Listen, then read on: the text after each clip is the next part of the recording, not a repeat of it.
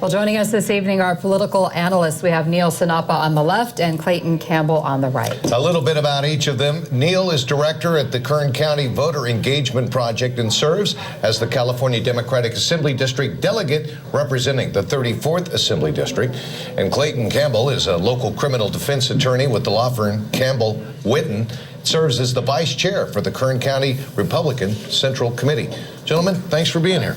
Thank you. Good to have you. Thanks for having us. Well, we just heard it tonight. 10 candidates will duel it out on the debate stage, and another 10 tomorrow night will go head-to-head. So the big question is this a good format from a voter standpoint? Neel, let's start with you.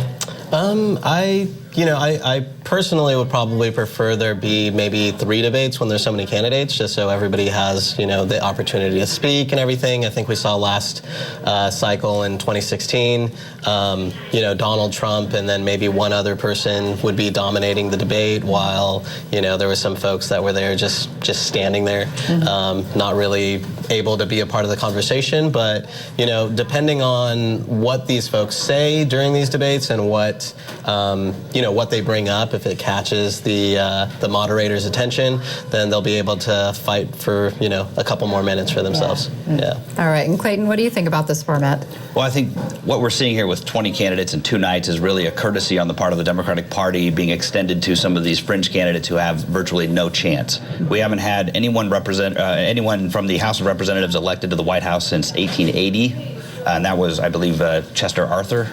Or Grover Cleveland, Chester Arthur or somebody like that. But anyway, my point is, it's been a long time since any member of the House of Representatives has been nominated and elected president of the United States. So we have all these candidates from the House of Representatives, people that are mayors of cities or former mayors of cities, former representatives.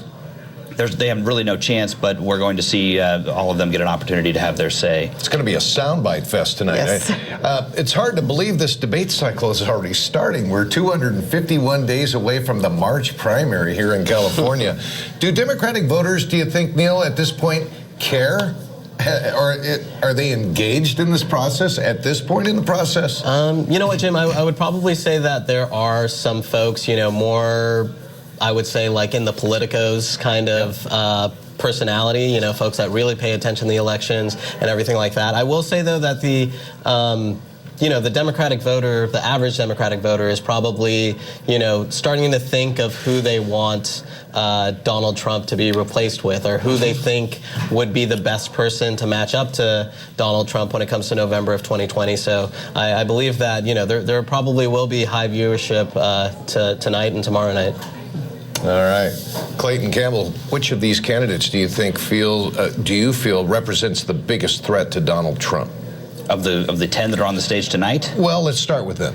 Well, I really don't think any of these 10 pose much of a threat to Donald Trump, honestly. I do think that Elizabeth Warren is the heavy hitter. She really kind of, I don't know, depending on how you look at it, she either lucked out as being the only big player on this stage, or it's a disservice to her because she doesn't get a chance to attack the front runner, Joe Biden.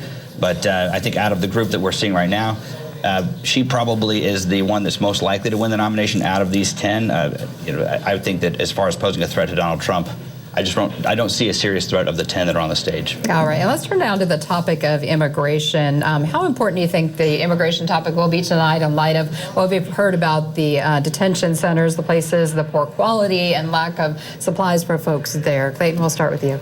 I think this whole immigration debate that we're seeing right now is one of the most dishonest themes of the Democratic Party right now. We have this system that was created and essentially established by Barack Obama during the last administration with these detention centers and the current policy, which is no additional funding, no modification of the immigration laws. And then now that we have a Republican in the White House and a Republican-controlled Senate, the Democrats in the House don't want to play ball, and then they're demagogue over this whole thing. Elizabeth Warren, to show you how important this was to her, she skipped the vote today on the bill that was before the Senate on a bipartisan solution to deal with this crisis at the border. So I see this as a big dishonest scam being perpetrated on the people of the United States by the Democrats. Neel Sannappa, rebuttal? Well, I mean, I would say that immigration is going to be, a large focus on what these folks are speaking about tonight and tomorrow night.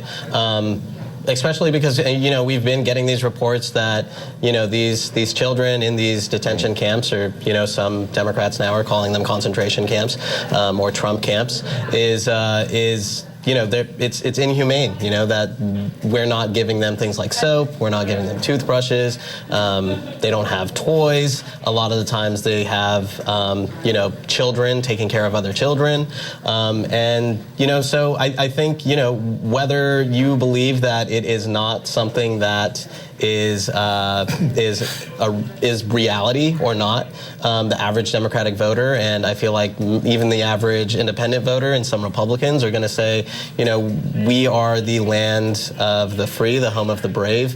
What it says on the Statue of Liberty is that we should accept immigrants and welcome them, and that's what our Democratic candidates are going to be espousing tonight and tomorrow night. Okay, we got to stop it there, gentlemen. We're fresh out of time. Neel Sannappa and Clayton Campbell. You two will both be back here, 17 News Sunrise tomorrow, to analyze what happened during this debate. So we look forward to that. Yeah, we appreciate your time, both of you. Thank you. Yeah, appreciate it. Thank you. Okay, very good.